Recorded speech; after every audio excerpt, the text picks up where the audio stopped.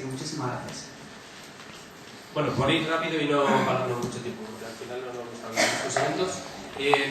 Hoy vamos a hablar de segmentación, porque al final hablamos de que las redes sociales hoy en día escuchamos más que nunca a los clientes y los conocemos mejor que nunca, pero creo que eso es una gran mentira, en la mayoría de las ocasiones, ¿verdad? Entonces, nadie mejor que Miguel y Javier y Daniel, ¿verdad? Que nos van a hablar de proyectos concretos y sobre todo ellos desde la parte también de efectivamente cómo debemos conocerlos y qué herramientas podemos utilizar para conocerlos de verdad, que no nos valen 800 en Twitter, ¿no? Ni 1500 en Facebook. Hay algo más, hay detrás, hay nombres, hay actitudes, hay comportamientos y de verdad lo que nos debe importar, ¿no? Entonces, sin más, el orden será Javier Recuenco, ¿vale? Que él es experto en personoten y nos va a hablar efectivamente de eso. Luego vendrá Daniel Urriol. Daniel trabaja aquí en el banco en temas de innovación. Él empezó el proyecto En Tu Cuentas, que hoy en día se aplica a toda la parte de la web. Y luego vendrá Miguel. Miguel nos va a hablar hoy de etnografía. Miguel, sabéis que habla de lo que haga falta, ¿no? Y además muy bien. Entonces, hoy nos va a hablar un poquito de la parte de su libro, desde la web, que os doy las gracias de su nombre, efectivamente trabajo con ellos. Como promotores del evento, nos han enviado 4 ejemplares que los sortearemos luego al final entre todos los que estabais en la lista, ¿vale? Para que os lo llevéis y os culturicéis un poco. Y sin más, nada. Yo estaré, o sea, ahí está Omar, aquí estaré yo, ¿vale? Para luego la ronda de preguntas y demás, pasamos los micros, ¿os parece? Pero bueno, ya dejamos ahí eso. A ver, ¿se oye bien esto? ¿Se oye bien en la sala? Vale, bueno, pues buenas tardes a todos. Muchas gracias por venir aquí a dedicar un poco de tiempo a las cosas que van a parecer más interesantes. Quería agradecer a Inosfera, a Roberto, a BVA, a la UOC, a todos los que han hecho posible que yo esté aquí diciendo... Ay, perdón, un momento. Sí que quiero hacer un pequeño punto, ¿vale? Disculpa, es importante el sonido porque la gente está diciendo que no se escucha bien el streaming. Entonces tienen que estar muy pendientes del micro. Vale, pues tienes un micro de corbata por ahí. Sí, vale, simplemente Javier nos propuso hace un tiempo el poder intervenir en Inosfera. Esas son las cosas que más nos gustan. Así lo ha hecho Fernando, así lo ha hecho Alicia, Carmen Justo, muchísima de la gente que ha venido aquí. O sea que siempre estamos abiertos, facilita mucho el trabajo también además, a que propongáis lo que queráis, ¿vale? Y nada, Vale, estupendo. ¿Se oye bien? Ahora un poquito más cerca. Vale, pues vamos a ver. Yo os voy a hablar un poquito de profiling avanzado y personotecnia, ¿de acuerdo?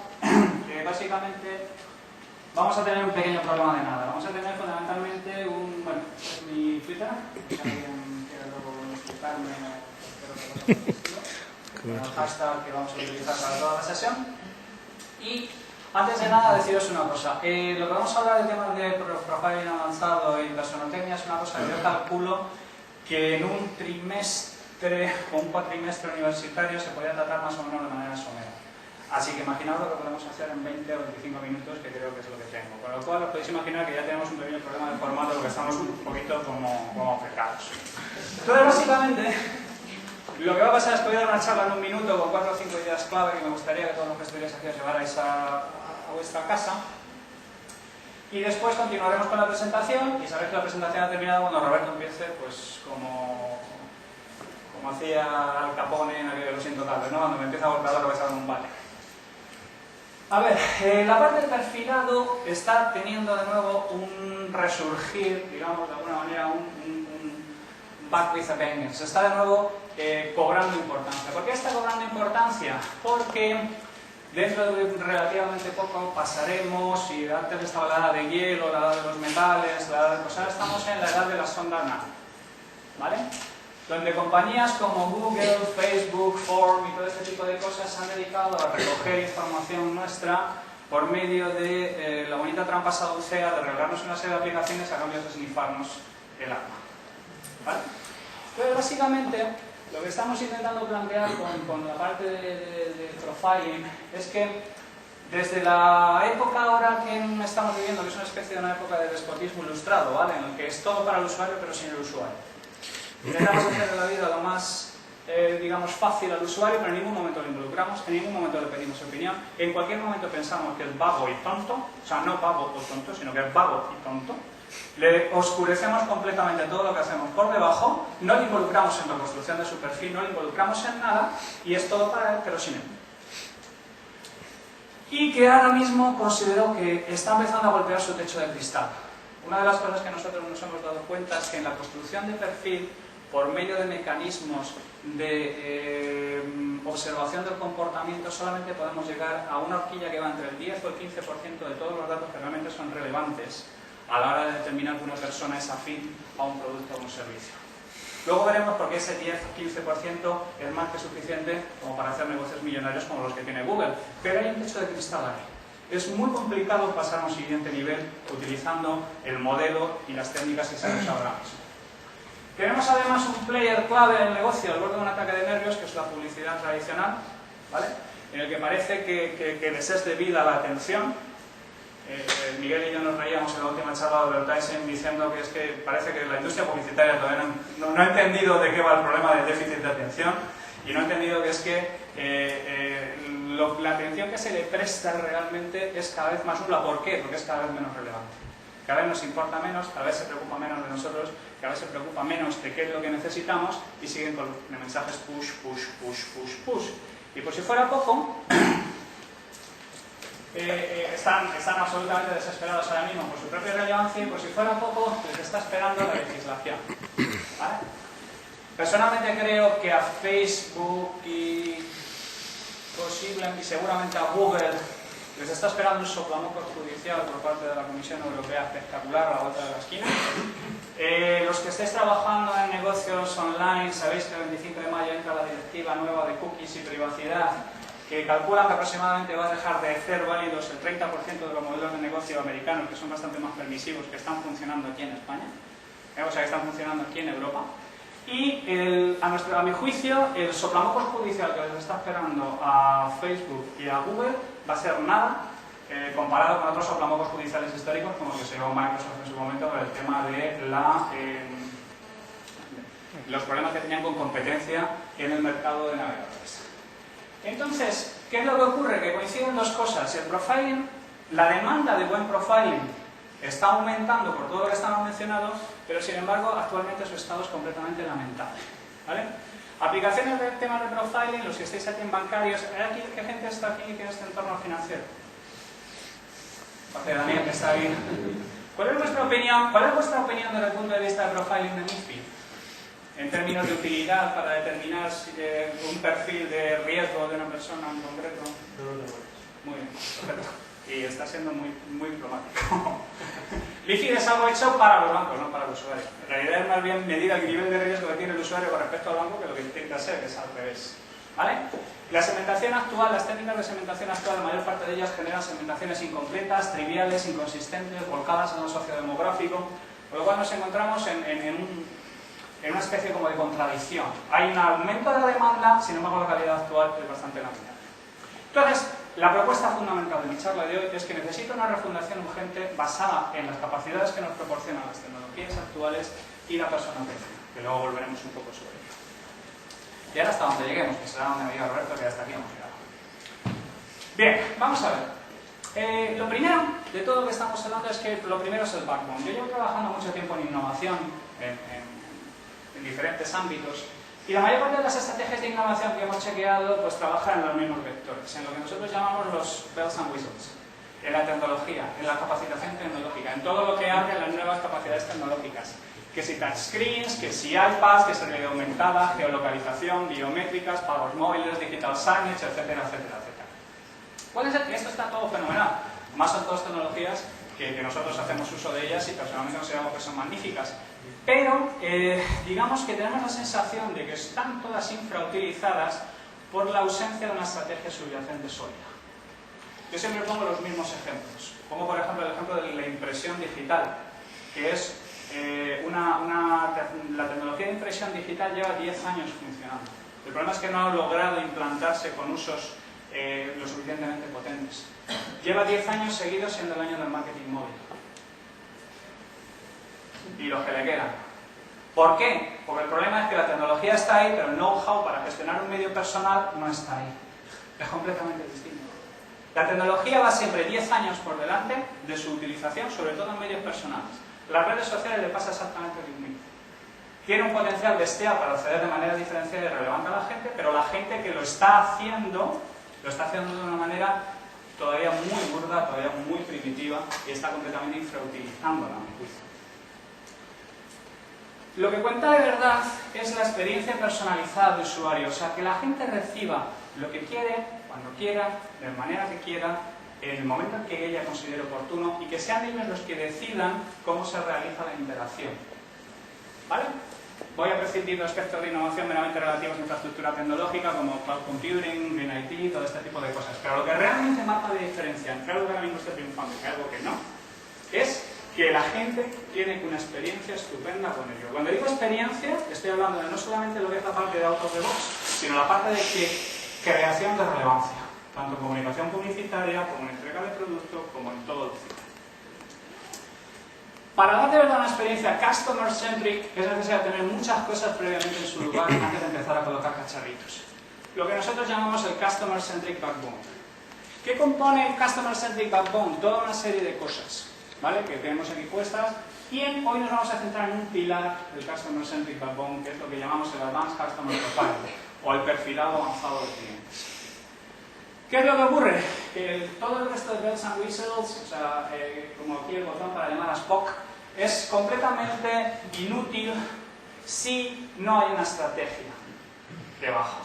Y muchísimas veces la palabra estrategia se usa de manera muy gratuita. Por gente que no es capaz de hacer ni siquiera un modelo de ROI, por gente que no es capaz de pensar en corto, medio y largo plazo, por gente que no es capaz realmente de construir una estrategia ajena a la tecnología y luego capacitar la tecnología y no al revés. Muchas veces la tecnología nos condiciona cómo hacemos las cosas y eso es un error de base. Eso fue, por ejemplo, lo que mató al CRM hace unos cuantos años. La gente pensaba que compraba la plataforma y que la estrategia venía en un sobre, lo mezclaba con agua y ya tenía estrategia. Y no es así. ¿Qué vamos a ver en temas de Advanced Customer Profiling? Cosas como errores comunes en el perfilado de usuario, cómo generar segmentaciones efectivas. Estoy muy interesado en ver otras aproximaciones a la segmentación que van a presentar Daniel y Miguel. Lo que yo considero que son las limitaciones de las técnicas actuales, las técnicas cluster, la parte de la gestión de la identidad del perfil en Internet, la parte de privacidad y personotecnia y los mecanismos de captura de información no existentes.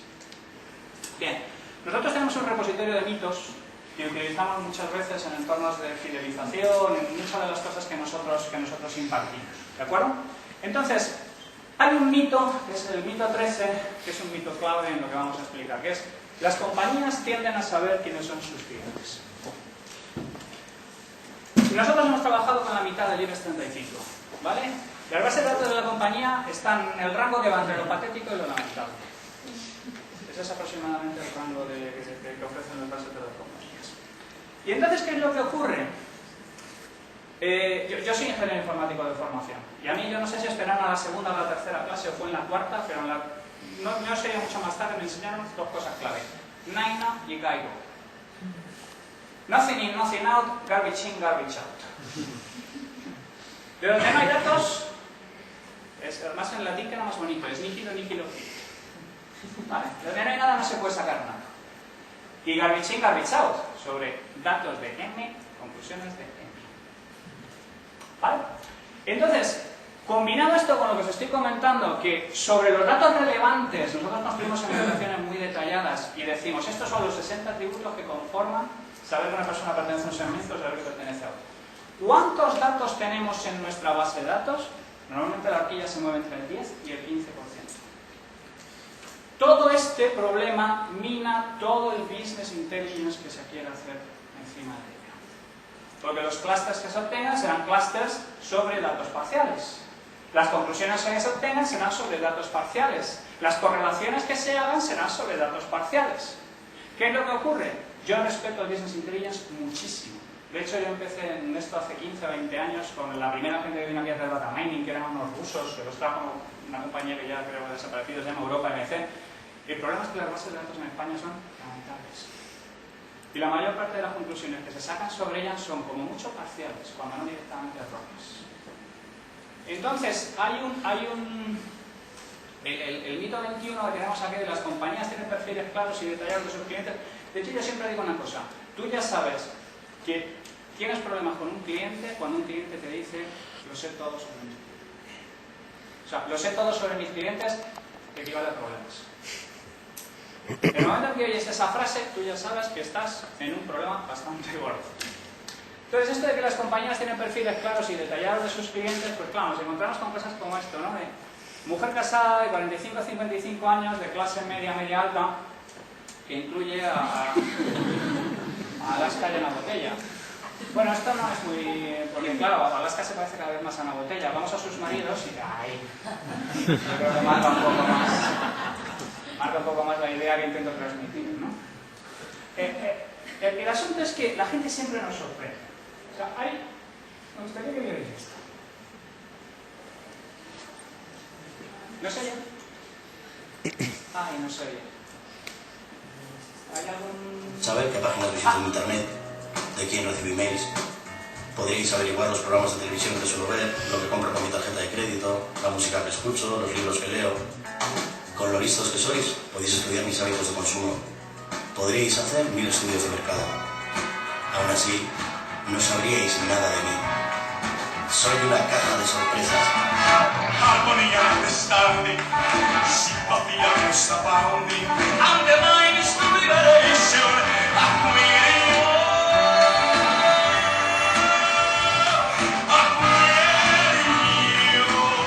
Es una pena que se haya perdido un poco al comienzo, porque básicamente enumera todos los datos que son capaces de recoger actualmente por los 15 sondas anales que mencionábamos antes, que tenemos metidos todos. Y al final del día, Aquarius utilizaba esta campaña para intentar decir que, oye, mira, nosotros intentamos colocar esta bebida como una bebida para profesionales, y al final la gente hizo lo que les salió de las narices, lo convirtió en una bebida normal, nos pidió al final que hiciéramos botellines normales para llevar a los bares. La gente hace lo que le da la gana y nosotros nos creemos que sabemos quién está al otro lado de la mesa y no tenemos ni idea, no tenemos ni idea. ¿Qué es lo que ocurre además? Que un usuario, por ejemplo, un perfil de usuario como Dios manda, no solamente tiene datos demográficos, que es lo que normalmente tienen las compañías, y lo tienen porque las han obtenido porque es necesario para procesos como facturación. Si fuera por lo que se fueron a las compañías sin obtener datos, no tendrían ni eso. Es que hay que complementarlo con datos de necesidades funcionales y emocionales, con datos sociológicos, con datos de actitud y comportamiento. Luego, además, esos atributos, todos ellos, hay que mapearlo con su valor, con su contribución a una segmentación de valor. Porque otro de los grandes timos de toda la historia es que todos somos iguales y que todos los clientes de una compañía son iguales, y a lo que quiere aspirar una compañía es a tener a todos sus clientes fieles. El 95% de la facturación de las compañías vienen del 33% de los clientes. ¿Vale? Hay que ser brutalmente selectivo con esto. Entonces el problema es que hay una miriada de datos que son fundamentales a la hora de determinar cómo se va a comportar una persona que no está. No, pues tenemos. No sabemos cogerlos, no sabemos cuáles son, no sabemos identificarlos, no sabemos capturarlos, no sabemos cuál es la mecánica que tenemos que tener con ellos para mantenerlos vivos. No tenemos ni idea de quién hay al otro lado de la mesa. Ayer mismo yo estuve comiendo, y luego además es que somos unos listos. Ayer yo estaba comiendo eran 2 hombres y una mujer. Y yo pedí un poleo, y ellos 2 pidieron 2 cafés.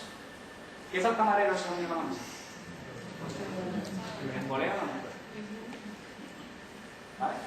¿Cuál es el problema fundamental? El problema fundamental es que lo que sirve para procesos estadísticos no sirve para procesos personales. Y en el momento en que tú te pasas de listo, causas un problema. ¿Vale? Eso se llama aprendizaje precipitado de conocimiento.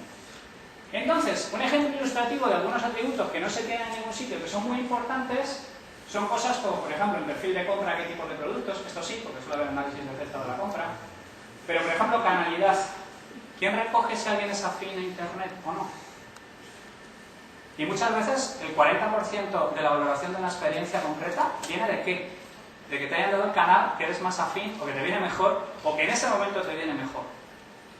El problema fundamental, a mí me pasa un poco como a ti, como lo que estabas hablando con el tema de la Caixa. El problema es que yo tengo 500 ejemplos de cosas mal hechas y muy pocos ejemplos que puedo hacer bien y cosas bien hechas. Y en el tema de canalidad, por ejemplo, somos particularmente lamentables. Cosas de perfil comportamental, como suele pedir cita previa o viene por urgencias. Cosas de perfil sociodemográfico, el sexo a veces se tiene. ¿Vale? Te puede ocurrir como cuando se hace de una necesidad de virtud. Yo recuerdo perfectamente una campaña de MSN que decía: el público objetivo que más compra son las mujeres. Dirígete a ellos. Leer entre líneas. El único atributo del que tenemos es el sexo. Cosas como el tipo de localidad de residencia, gran ciudad, rural. Hay un montón de ejemplos. Hay un montón de ejemplos de atributos que son claves a la hora de hacer nuestras estrategias comerciales y no están. Y entonces ya, si esto es un desastre, si subimos un escalón más y empezamos a hablar de la gestión contextual, entonces cuando ya venga la hecatombe. ¿Qué es la parte de la gestión contextual? Es todo lo necesario para determinar que una persona son muchas personas a la vez. Tú puedes tener un Javier y es el Javier padre, el Javier fan del Schalke, el Javier aficionado al golf, el Javier aficionado a los toros, y es que no tienen nada que ver el uno con el otro. Hay varios contextos que se están saltando entre ellos, que es necesario determinar porque la experiencia es completamente distinta. Nosotros, por ejemplo, hemos trabajado en temas como el mood, que es una de las variables que mencionamos ahí, que es clave, por ejemplo, en uno de nuestros productos que es un recomendador televisivo. Cuando quieres consumir producto audiovisual, el mood es clave y lo tienes que capturar en el momento. O sea, no es lo mismo decir, tengo ganas de pensar, no tengo ganas de pensar.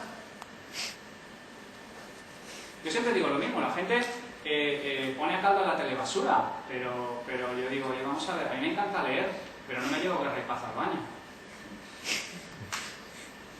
Ni en busca del tiempo perdido, ¿no? Y los cuatro somos. Mientras estoy en pleno tema, ¿no? Hay un momento para cada cosa, hay un mood para cada cosa, y eso está en tu perfil, ¿no?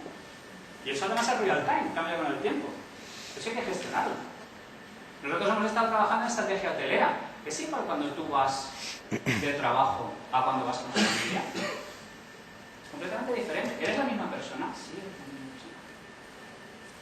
O sea que fijaos, si el perfil va a ser penoso, imaginaos ya la parte de la gestión contextual. La gestión contextual ni está articulada en la mayor parte de los tratados de profiling más serios que te imaginas, ni se tiene en cuenta, ni mucho menos se clasifica y se dimensiona, que es lo que habría que hacer. Por ejemplo, nosotros estamos hablando en cosas por una segmentación en la que puedes estar trabajando en un entorno particular negocio y te das cuenta que utilizando la contextualización se convierte en una especie de segmentación líquida en la que la gente está saltando entre tres estados distintos. Particular ocio con familia es completamente distinto a particular negocio o a particular ocio pareja. Y sigue siendo Alfredo, Gómez o Medina. Pero el contexto es completamente. Y el contexto no se gestiona en la inmensa mayoría de las ocasiones. Entonces, fijaos, nosotros hemos llegado a planificar en base a determinadas temporadas cuál es el contexto preferente y a contrastarlo con cuáles son los objetivos comerciales que tenemos en cada una de estas cosas. Esto no se gestiona en ninguna parte, es lamentable, porque es clave a la hora de determinar una experiencia personalizada. Pero claro, si el perfil base no está, imagínate la contextualización. Luego, otra cosa que no se hace nunca es planificar la actualización de datos del cliente.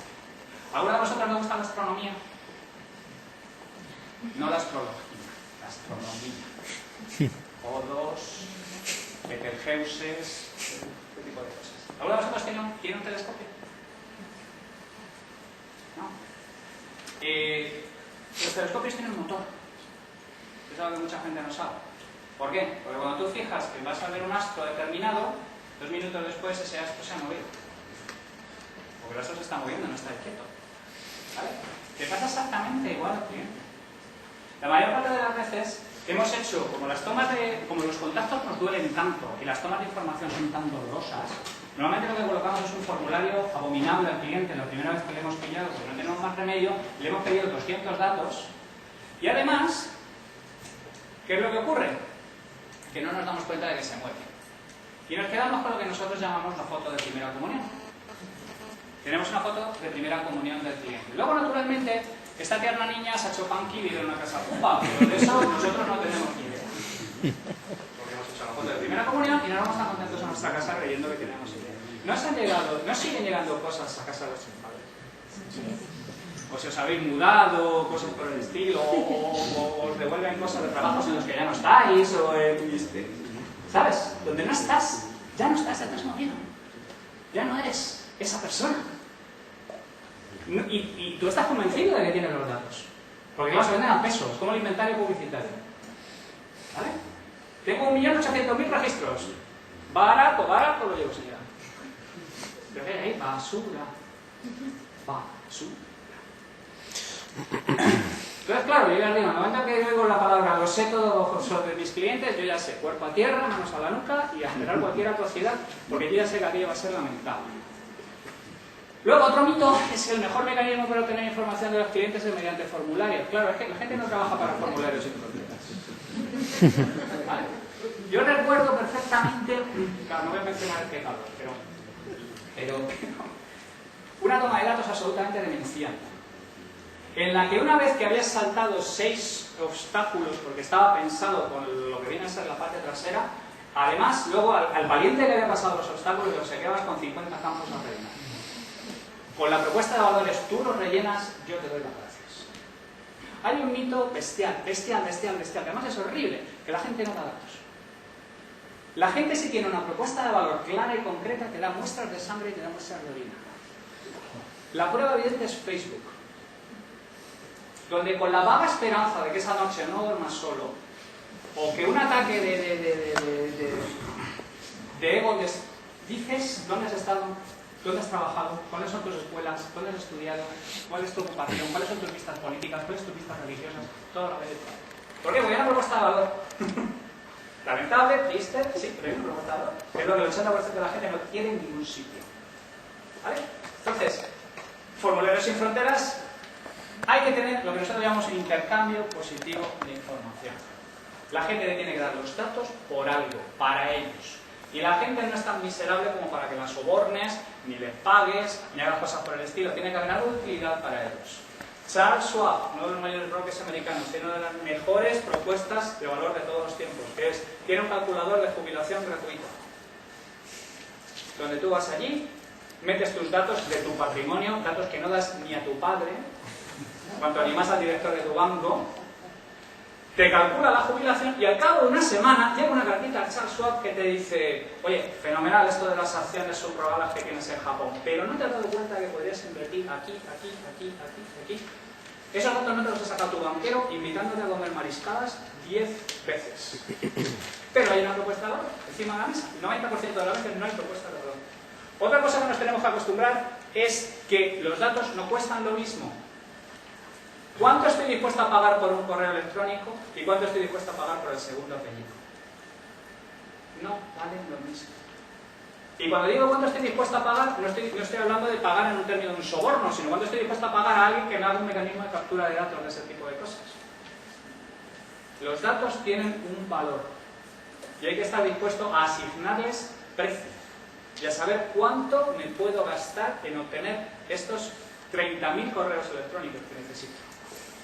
No se dan por la cara bonita. La mayor parte de las encuestas y la mayor parte de las cosas, podemos hablar de orímetros, pero no vamos a meternos en ese charco, están hechas por personas que la propuesta de valor es yo te dejo una encuesta y usted me dedica media hora de su tiempo, gracias, buenas tardes. Eso es una propuesta de valor, sí, sí. Cada uno contesta lo que le da la gana, pone el nombre del patrón, se saca aquello de encima, cuando no directamente le manda como directo. ¿Por qué la gente no lo ve? Si es de cajón. Entonces, claro, hay una serie de procesos en la construcción de segmentaciones, la construcción de segmentaciones base, validaciones en real, construcción de segmentaciones de valor. Hay un proceso serio detrás de la captura, almacenamiento, creación de perfil, construcción de todo este tipo de cosas, que la mayor parte de la gente ignora. Hay un proceso serio en el mecanismo de diseño de captura de información. Yo necesito saber, porque es clave, si alguien va a comprarme la nueva bebida que voy a lanzar, estas 3 cosas. Y esos 3 atributos tengo que hacer un esfuerzo en diseñar propuestas de valor atractivas. Y si no, los voy a tener en la vida. Y si baso mi segmentación en los datos que tengo, voy a llegar a conclusiones erróneas. Pero hay gente que prefiere tener una conclusión errónea y tener algo en la mano a ser consciente de que no es capaz de conseguir lo que realmente necesita. Yo siempre digo que me sorprende la gente que prefiere quebrar a cambiar. Y los he encontrado, ¿eh? He encontrado a gente que va como un tren en llamas hacia el abismo y oye, que te vas a matar, mira, no me calientes, que estoy muy ocupado y me voy a matar. Pase y tome algo. Claro, ¿dónde están entonces los datos de una segmentación? Están en la cabeza de la gente clave. Nosotros cogemos a un montón de gente, la encerramos y nos damos cuenta de que aquí ya hay gente suficiente para haber visto las aventuras de Mortadelo y Filemón y el plano de Ali Gusano y la caja de 10 cerrojos. Toda la información sobre cuál es la información real de qué pertenece a tu segmentación está repartida en 15 cabezas en tu organización. Y esas 15 cabezas, cuando hace un brain dump, produce una especie de pelotera como esta, absolutamente desorganizada, pero tienes insights de información bestiales, que cobran su auténtica dimensión cuando los juntas todos. ¿Qué hay que hacer? Hay que hacer una serie de seminarios con objetivos, tener a la gente, hablar sobre una serie de cosas que hay que abordar, tratarlos. De esas sesiones es de donde salen las segmentaciones.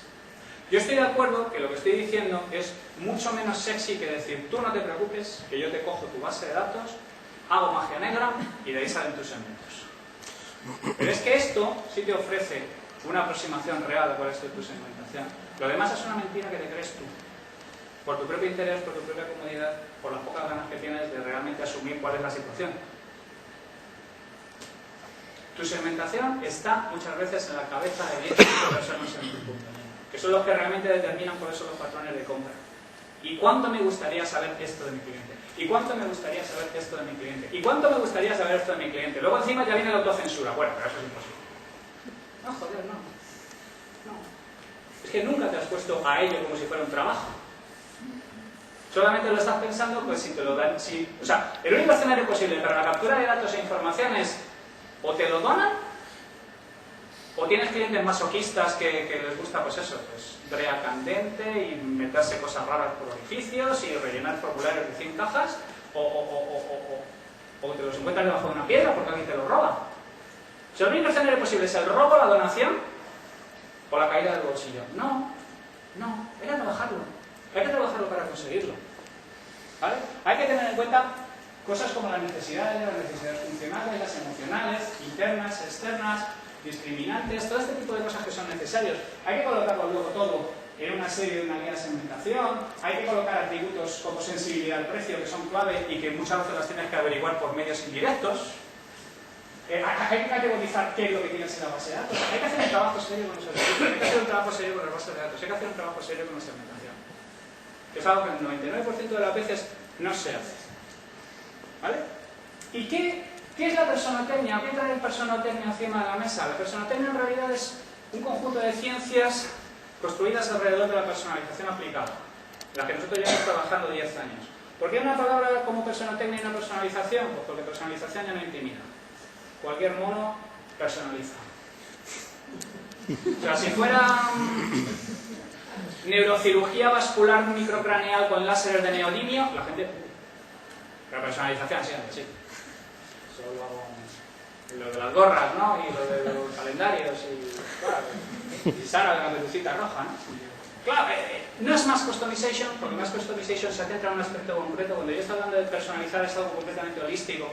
Porque hay que personalizar los productos, hay que personalizar los canales de comunicación, hay que personalizar los mensajes, hay que personalizar la publicidad, hay que personalizar un montón de cosas. Eso es lo que hay que hacer. El más customization se centra en una fase concreta y suele ser en la parte de fabricación. Y además el imaginario empresarial lo ha convertido en un término discreto, que es personaliza sí o no, como si fuera un interruptor de la luz. Cuando en realidad no se maneja el grado y la profundidad. Puedes personalizar muy poco, medio, bastante o muchísimo. Es un concepto continuo, no es discreto. No, porque claro, es que si nosotros hacemos mails personalizados, pongo tu nombre en la cabecera de arriba. Nuestro amigo Josh Van Nispen dice que cada vez que le llega un correo dirigido al señor Pan, lo coge directamente y lo tira a la basura. ¿Es así? O sea, entonces, no es que personalizo o no, es personalizo una ruina, pues lo hago bien. Y hay muchísimo camino en los 20 días. Entonces, ¿qué es esto realmente de la parte de personotecnia? Pues es un proceso continuo de conocimiento del cliente, modulación de nuestro portfolio, que nos permite sugerirle lo que aspirábamos. Una oferta personalizada, en un contexto de comunicación adecuado, con vistas a alcanzar un estado de intimidad comercial. ¿Qué es la intimidad comercial? El sueño de cualquier publicista. Un estado final al cual aspira una empresa con respecto a sus clientes de forma que exista el suficiente conocimiento, prudencia y confianza por ambos lados como para que no se produzcan interacciones comerciales molestas, insatisfactorias o simplemente inútiles. Esto está en nuestro libro del 2004. No nos hemos movido ni 5 centímetros desde aquel entonces. Porque seguimos igual. O sea, lo que quiere decir es que si nosotros alcanzamos la integridad comercial, yo voy a escuchar lo que diga esa firma, porque sé que no se va a poner en contexto sino por algo de mi interés. Comparado con el estado de la publicidad de ahora mismo. Publicidad ya es una palabra como política, que por sí sola no tiene connotaciones negativas, pero que ya lleva asociada connotaciones negativas. ¿Por qué? Porque es un mal uso reiterado durante muchísimo tiempo. Y entonces no es una intuición. Fijaos, esto es, por ejemplo, como una compañía de marketing directo, ¿a qué se dedicaba hace 14 años? Un 10% al targeting, un 30% a la proposición y un 60% a la ejecución creativa. ¿Y a qué se dedica ahora? 60% del tiempo al targeting. Estos son commodities. La diferencia entre una buena propuesta de marketing directo, ahora mismo la marca, la construcción de la relevancia. Si eres bueno construyendo relevancia o no tienes ni idea de construir relevancia. Fijaos, después de 14 años de validación, llega a la conclusión de que el 65% de todo el tiempo de refuerzo dedicado tiene que estar dedicado al targeting. O sea, no estoy hablando de, digamos, gente teórica, sino una empresa de marketing directo que lleva 14 años haciéndolo, que llega a la conclusión de que esta es la distribución correcta de las cosas. Y entonces, claro, un ejemplo de aplicación de todo lo que estoy diciendo es y conectando a lo que estaba hablando, es el tema de la publicidad singular, aunque llevamos trabajando un tiempo. O sea, por ejemplo, si hablamos de, volviendo al ejemplo que poníamos de Ana Botella, de alguien de sexo masculino con edad de 90 años y estado civil casado, ¿vosotros qué creéis que es el producto típico que se nos viene a la cabeza? Pues semillitas para dar a los pajaritos y toda suerte de productos de píldoras de todos los colores. No voy a entrar en cada una de ellas, pero toda una serie de píldoras. Y sin embargo, este señor que tiene 90 años, que es Esther Wunderman, que funciona la cabeza todavía pero un reloj suizo, que es el padre del marketing directo. Y esto es de hace unos meses, en el que dice que el futuro está en el personal advertising, en la publicidad personalizada. Donde dice que, bueno, hasta que nosotros llegamos con el tema del marketing directo, etcétera, etcétera, etcétera, y siempre va a haber dos maneras de vender, mass marketing y personal advertising, que van a coexistir. El problema con mass marketing, la gente ha perdido la relación que tenían con el vendedor y con lo que se vendía. Y las cosas se han convertido en commodities. Y da igual lo que grite la publicidad tradicional para intentar despertarlos, son commodities, con competidores de todo tipo. Pero no solamente estoy hablando de verduras. ¿Qué diferencia los bancos ahora entre sí? ¿Qué diferencia las compañías de los móviles? ¿Cuál es la diferencia real que vosotros percibís?